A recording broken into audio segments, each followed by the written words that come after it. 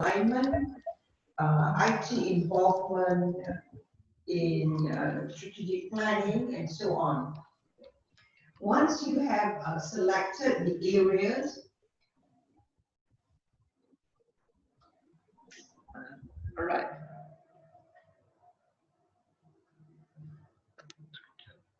So some of you can't hear. Just give me a second.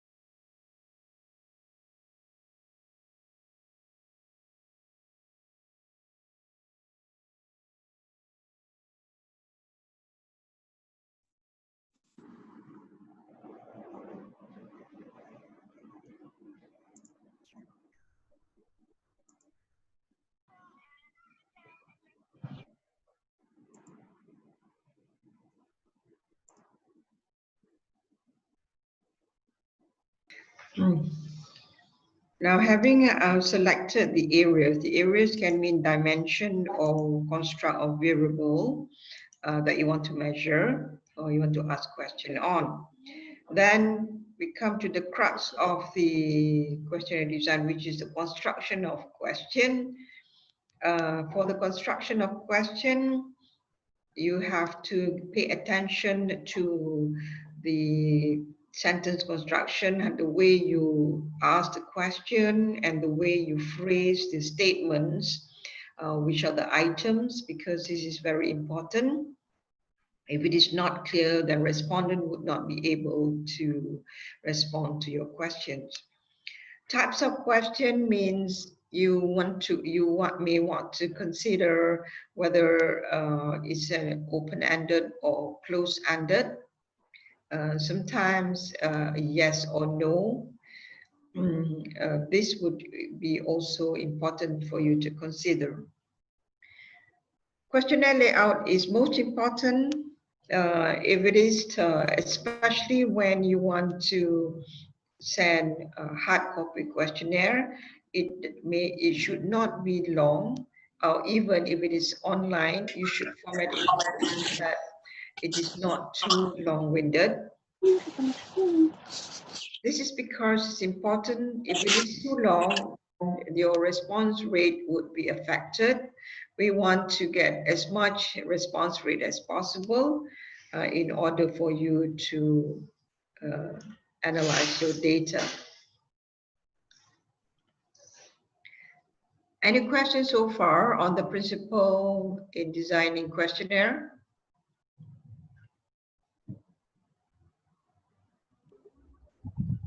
Any question? So far good, Dr. Prof.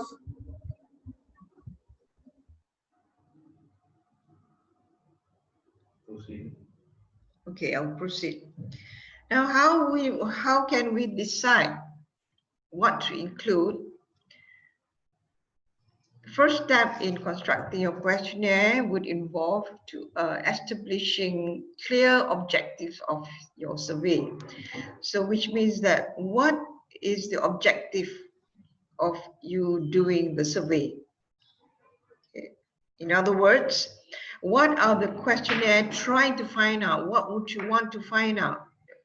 If it is in business IT alignment, you want to find out whether there is shared knowledge between the business executive or the IT, and between the business executive and the IT executive.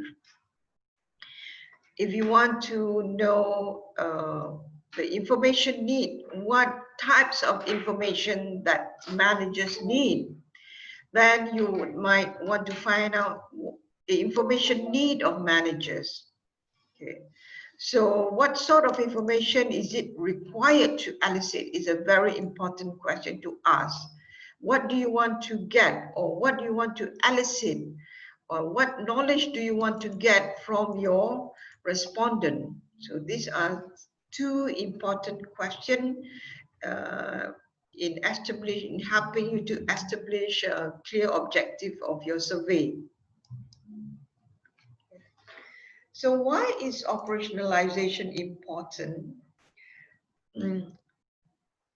When you want to measure or identify the construct or the areas that you want to ask, you start off with a general expression, which is construct. But you can't measure construct unless you define your construct or your variable in measurable entities. So you have to move from the concept which is ambiguous. Most of the time, your construct is ambiguous. You would move away from the general expression by giving a definition or verbal meaning.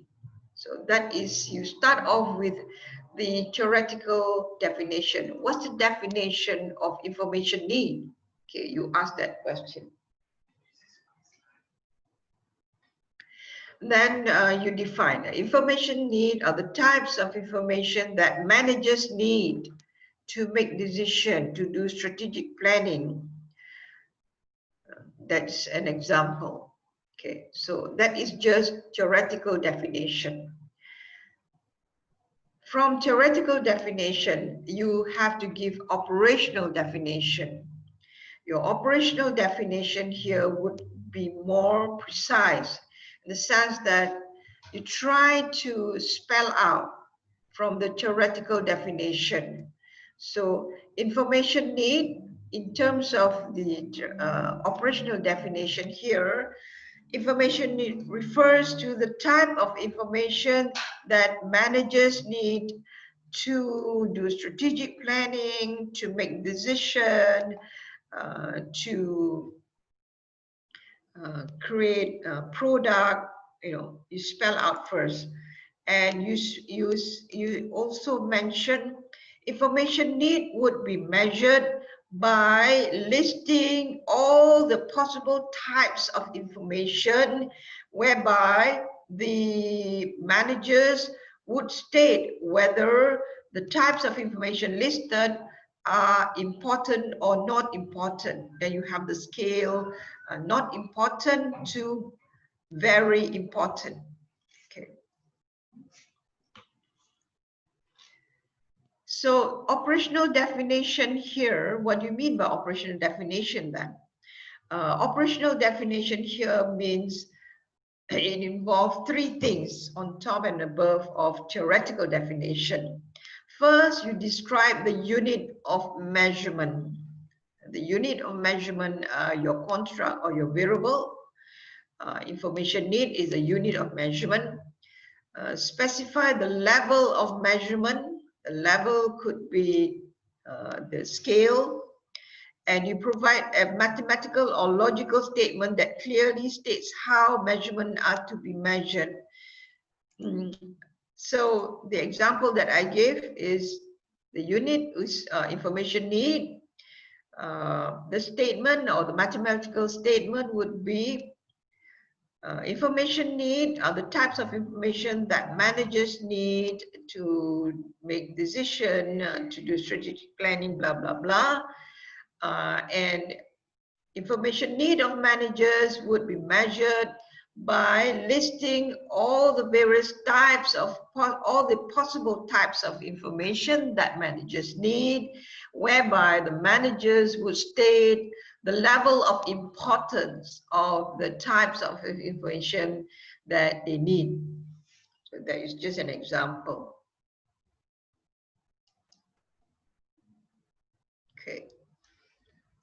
So once the measurement system has been specified by the operational definition, then different values of the concept can be observed. You can start observing the concept, because without spelling out the operational definition, you can't observe or you can't measure the concept.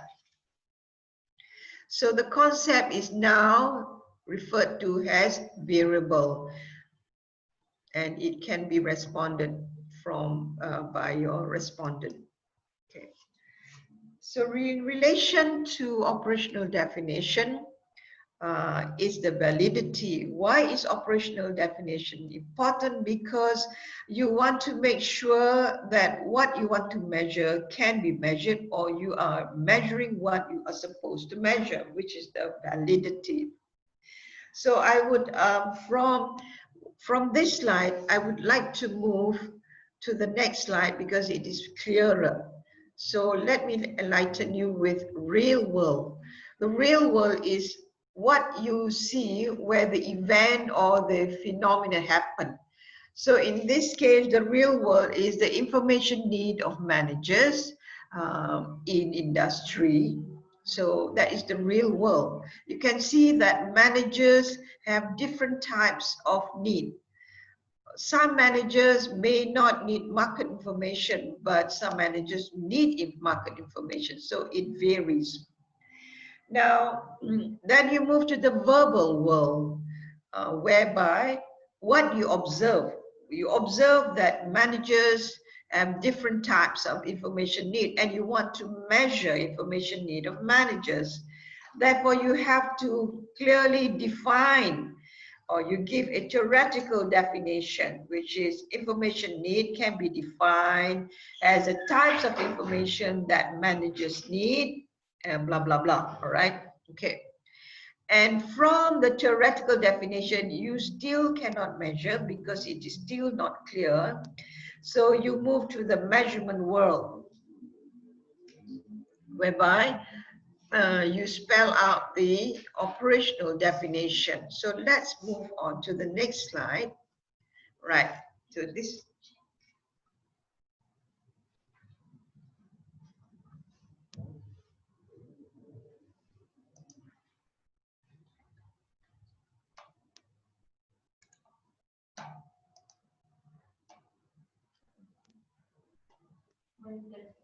Yeah. Nick, what are the difference between operationalization and construct? What is the difference? Yeah. What are the difference between operationalization and construct? Okay. Okay.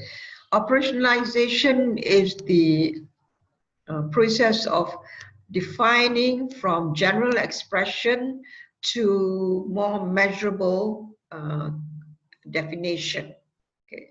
So construct are just construct that you want to measure, construct of social class, construct of morbidity, construct of self-efficacy belief. So is that clear?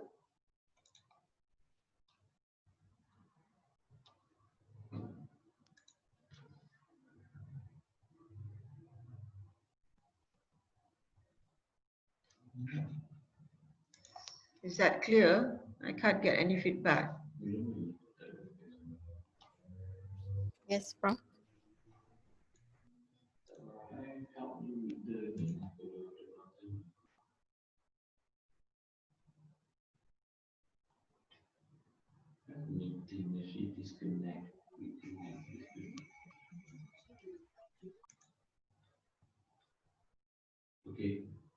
Good. Okay. Is that clear? All right. Thank you. Okay, we move on. You can see the difference as we move on to see the procedure of operationalization. So whatever quantitative research that you want to measure, you have to specify the meaning of the concept. Concept can be your construct. Okay, concept represents your construct. So you have to specify the meaning of your construct or variable very, very precisely. This is what it means by operationalization. This is in order to develop sound measuring procedures, okay, that will stand for them. So for example, the construct of social class, morbidity, and self-efficacy belief. We will move on because then as I give example, you can see it more clearly. Okay. So what's the best way to operationalize? Of course, through questionnaire. Questionnaires in survey questionnaire or instrument, it does not mean that you just have questions. You also can list down the statement, because with the statement, then you can measure whether they agree or whether it's important, whether it's frequency, very frequent and least frequent.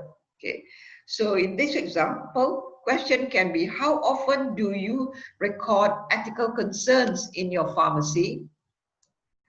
Statement would be, in order to measure self-efficacy belief, how sure are you that you could, 1, perform a patient assessment to prescribe, 2, prescribe in a clinical area that you are familiar with, 3, adapt a prescription for patients starting a new therapy. So these are example of statement, and the respondent are supposed to respond by stating the level of measurement that you give.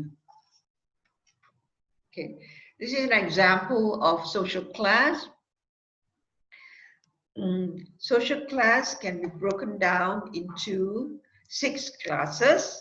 So if you list this, then the respondent would state in what class they belong to in terms of measuring the social economic status or social class of the respondent. Okay. So how does the quantitative researcher approach this task? So the 2 important problem here is you have to be very clear about the meaning of your concept or construct. So unless you are clear, then you cannot develop measures for them. Therefore, you would have to get from sources, from your literature. I give 2 examples here. For measuring medication adherence, So from these two sources, you get a clearer definition of medical adherence. It's best to get from various sources because if you just depend on one, you might miss, because sometimes terms or construct is defined and updated. Okay, what would be previously medication compliant, medication adherence were referred to as medical compliance. So medical compliant in 2008 initially referred to the extent to which a patient acts in accordance with the prescribed interval and dose of a dosing regimen. Over the years, medical compliant is referred to as medication adherence because it has replaced compliant, because it includes the responsibility of the caregivers, not just totally the patient. So previously it is basically the patient's act, but now it includes the responsibility of caregivers. Therefore, medical adherence has been defined as the active, voluntary, and collaborative involvement of the patient in a mutually acceptable course of behavior to produce a therapeutic result. So this is a more updated definition. Second, how can we be confident that the indicators or the items we have used are adequate, or the item you use to measure medication adherence? So it's best to put your operational definition, your theoretical definition up there. Medication adherence refers to active, voluntary, blah, blah, blah. And then at the bottom, blah, blah, blah, listing down the indicators, because if you put your definition on top and the indicators at the bottom, you can immediately see whether it measures medication adherence. So here, the items or indicators to measure medication adherence are: forget to take, mistaking medication, so all refers to medication adherence. Stop or cut back taking medication due to side effect, forget to bring along your medication, stop taking your medicine since disease is under control, feel hassle about sticking to treatment plan. So then you ask yourself, is this adequate to measure? Are these items or indicators adequate to measure medication adherence? Is that clear? Any question?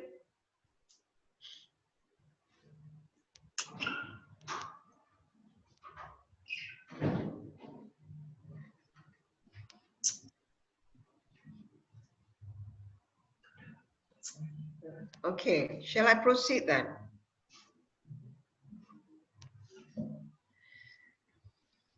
So having a clear idea about operationalization and the procedure in operationalization, Laserfeld scheme for measuring concept would help to clarify further. So Laserfeld scheme was created by Paul Felix Laserfeld. You can see that he was an American sociologist and a founder for Columbia University Bureau for Applied Social Research. He has conducted many social research, and his technique has influenced a lot of organizations in doing social research. And based on his technique, I would like to introduce to you Laserfeld scheme. It involved 4 stages. The first stage is imagery. Here, It is a reflection on what you want to measure or your theoretical interest. So for if my PhD, I would refer to in this case the medical adherence, okay, because the examples are in the medical line. So here the interest is pharmacies' own self-efficacy towards prescribing. Okay, so that is the area of interest. And the construct here I've highlighted in red, which is self-efficacy. So this is the area of research, pharmacies' own self-efficacy towards prescribing. Right. So I have selected self-efficacy, which is the construct to be measured. The second phase is the concept clarification. You want to clarify further what do you mean by self-efficacy. It is here that you define your theoretical definition, and from the theoretical definition, you define your operational definition. So here, concept can be multidimensional. It can be broken down into components or parts or dimension so that you can give a clearer meaning to the concept. So let me move on. So just hold on. Right. So the next question is what are construct before we move further into Laserfeld scheme. Before we do exercises on the concept clarification, I would like to clarify the meaning of construct. So construct are mental abstraction, which are general expression like I've shown earlier. So we used to express ideas, people, organization, or events, or things that we are interested in. Okay, like in my research, I'm interested in information need. Okay. So information need is just general expression, or is just very abstract. So how would I measure information need? Or how would you measure self-efficacy?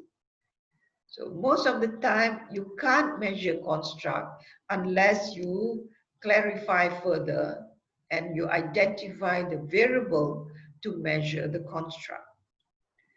So construct are a way of bringing theory down to earth, so helping to explain the different components of theories as well as to measure or observe their behavior. Right, so these are examples of construct. The types of construct, so for example, for ideas, you might want to measure ageism, sexism, racism, self-esteem, and so on. And for people, of course, most of the time in your questionnaire, you have the profile section or the first part. So you might want to ask the age, the gender, the ethnicity, the height, and so on. Maybe you want to study aspect relating to organization. So organization, you might want to study, you want to question on measure outsourcing or organizational culture, corporate governance, and so on.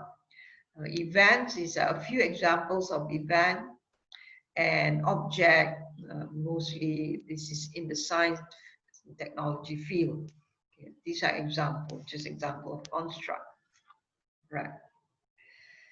So construct, of course, you will have to identify the construct that you need to measure. Okay. In this case, from the literature, different pricing policies would affect public and private, the use of public and private health facilities. Okay, so this is another area, the use of the demand for health facilities. So from literature, you discovered that one of the constructs that affect the demand of public and private health facility is pricing policies. And further on, you discover from the article here, consumer behavior, consumer perceived price and quality, the definition of illness, the choice of recall period, and the measurement of socioeconomic status. These are constructs involved in the use or the demand for public and private health facilities. See, you can see how important literature review is, because without doing literature review, you would not be able to identify the construct and the variable to measure the construct in your research. Okay, so we get back to Lazarsfeld, pharmacists' own self-efficacy towards prescribing.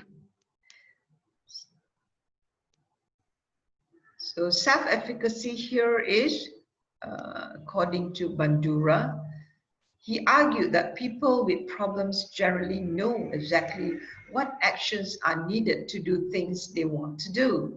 Yet knowing what to do is not enough. This is when self-efficacy comes in. People also need to be confident about their ability to carry out the desired behavior. This perceived ability to produce a desired action is what Bandura terms as self-efficacy. So here you already get the theoretical definition. Self-efficacy is defined as the perceived ability to produce a desired action. So here the desired action towards prescribing, okay, one of the construct is that is related is self-efficacy. Okay. So concept clarity, like I say, refers to mental abstraction. Many times I've mentioned it earlier, because seldom are construct directly observable. Okay. For example, you can't observe self-efficacy, you can't observe depression, okay? So therefore, you have to observe certain signs to show that the person is depressed. For example, if the person cries or engages in self-harm or has mood swing. So you can't observe depression by going to a mental health hospital and just observe. You can't. So you have to get the indicators or the sign that helps you to measure or associated with depression. And these are some of the signs. Because depression is so broad, it's so abstract. Therefore, you need to clarify the concept, which is called conceptual clarity. So it is a very important cornerstone for a good research. So as a result, theoretical definition or nominal definition is used. You define to clarify your concept, or is used to provide concept clarity. Sometimes you also use synonym to express the construct. Okay. So most of the time, the theoretical definition can be obtained from academic journals. You have to do your literature review, from dictionaries, from encyclopedia, and sometimes it does not exist. This is when you have to interview expert in that area.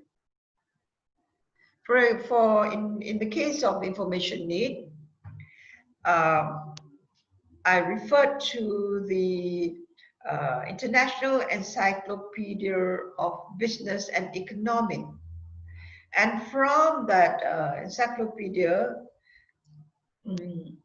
I got the theoretical definition. Information need refers to the types of information that managers need in order to perform tasks, in order to innovate new product, in order to make decision, in order to do strategic planning, and so on. Right. So these are a few examples of the theoretical definition. Ageism, for euthanasia, for trust. And when you give your theoretical definition, of course, you have to cite.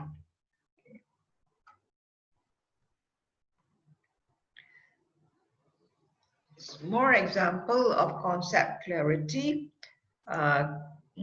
Clarity is also required when setting out the construct you intend to study, because the meaning and understanding that people get from a construct can be different. Okay? So you must get the meaning in the context of your research. For example, information need.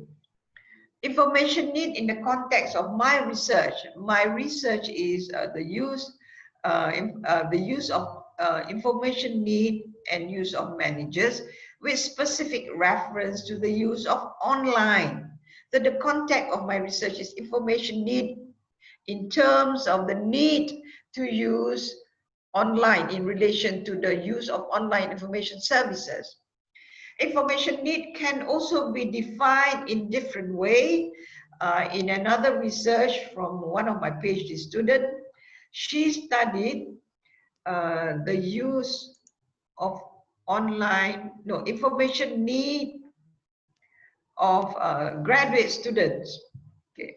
Therefore, in that context, her topic is information seeking behaviors of graduate students.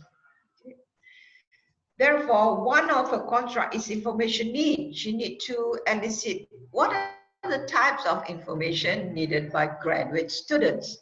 So in this context, information need is defined as a type of information that graduate students need in order to conduct their research, in order to do literature review, in order to analyze data, and so on. So therefore, construct can be viewed from a number of different perspectives too. For intelligence, it can be viewed from emotional intelligence, or not just IQ, but also emotional intelligence. So you can get more example from, I give the citation here. Right. For another example is disability. So it is being defined by various perspectives. There are three perspectives of disability. From the biomedical approach, it views disability as a medical or physical condition that can be prevented or reduced through intervention that are biological, medical, or genetic in nature. So for the functional approach, which is in the more social science approach, disability is viewed as an individual condition, but focus is placed on ways to treat the functional incapacity this creates. For the right outcome approach, views disability as a consequence of the way in which society is organized and the relationship between society and the individual. So you can see different perspectives give different definition. Okay. So concept clarity to involve measuring different dimension of the construct. For self-efficacy, there are three dimensions: academic self-efficacy, social self-efficacy, emotional self-efficacy. So, which means construct in their own right are part of a broader construct of self-efficacy. So, academic self-efficacy belongs to the broader part construct, which is self-efficacy. So, you have to clarify what self-efficacy is. It academic? Is it social? Is it emotional? Or you want to measure all the three? These are the components to measure self-efficacy, or the dimension to measure self-efficacy. Another example is trust. Okay, so trust can be interpersonal trust and public trust. So how can you translate construct into operational definition? While constructs are sometimes mistaken as variable, they are not variable. So one example here is sex. Sex is a construct and also variable. Okay. Any question before I move to the third phase of Lazarsfeld scheme? Different. Are there any difference? Construct questionnaire from conceptual framework. Theoretical framework. Okay. There's a question here. Is there any difference to construct questionnaire or conceptual framework research Or theoretical. okay. Is there any difference to construct questionnaire for conceptual framework research or theoretical framework research? Okay. That's no difference because actually when you want to define your construct, it would have to be based on your conceptual framework or theoretical framework, depending on what framework you have. Okay.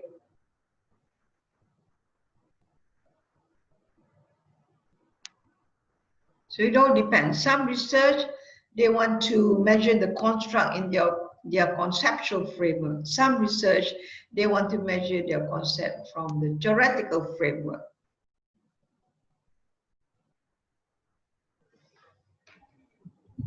Okay, thank you, Prof. But my comment here is, most of the time, your conceptual framework appears in your chapter 1 because you have identified generally the concept or the construct involved or related to your research. And then in your literature review, you discuss further and you identify the theories, okay?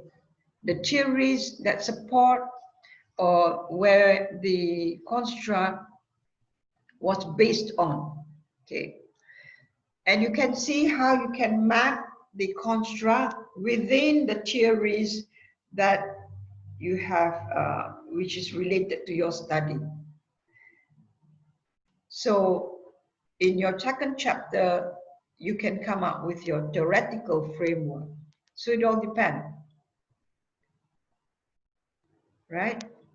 Okay, shall I proceed then? Any more questions?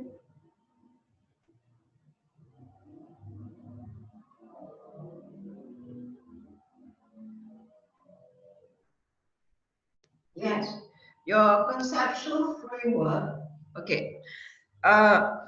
Your conceptual framework is what you build yourself, but it is based on the theories, yeah, that you use. That you're going to. There could be many theories, but you can support with argument that only like out of 5 theories, the most applicable or related to your research is 3. And from that 3 theory, okay, then you build your conceptual framework. All right, okay, let me move on. Now we are into the next phase, which is the selection of indices. This is the most important crux. This is the crux of your operationalization process, because here you would have to select from the question the indicators or the item that would measure self-efficacy belief. Okay. So this is when the pharmacists respond to the statement relating to self-efficacy belief. So in your second stage, you have defined self-efficacy refers to perceived ability to produce a desired action. Okay. So the desired action here is prescribing medication.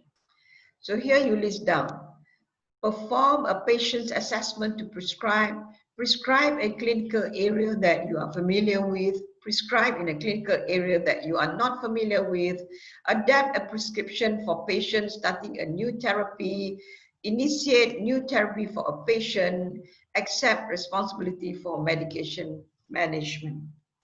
So these indicators are adequate enough to measure self-efficacy belief of the pharmacist. Is that clear?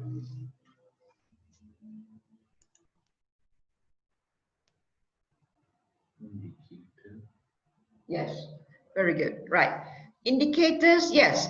Indicators in Laserfeld, they refer item as indicators. Okay.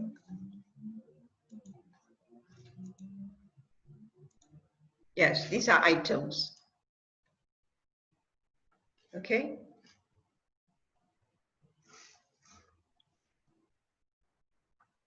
All right. So how can your survey questions be drawn? All right. Let me share a pantun here. Sampan kolek hilir mudik, dayung patah galah sebatang. Ikhtiar tidak datang menggolek, akal tidak datang melayang. Why I like to share this pantun? It is because, of course, you need knowledge to build up the item.